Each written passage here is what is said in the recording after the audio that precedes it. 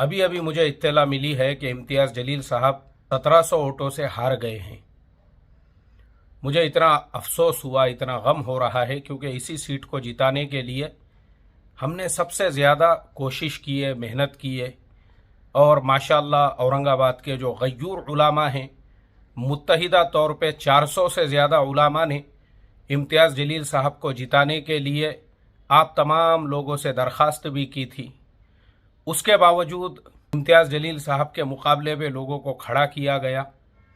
Vote आपस में तकसीम हो गए, आपस में बढ़ गए, जिसकी वजह से एक हमारा उम्मीदवार जो कौम व मिल्लत की आवाज़ बुलंद कर सकता था, वो आज हार गया। क़ुव्वत फ़िक्र व अमल पहले फ़ना होती है, फिर किसी कौम की शौकत पे ज़वाल आता है। खुदा ने आज तक उस कौम की हालत नहीं बदली, न हो जिसको ख्याल खुद अपनी हालत के बदलने का।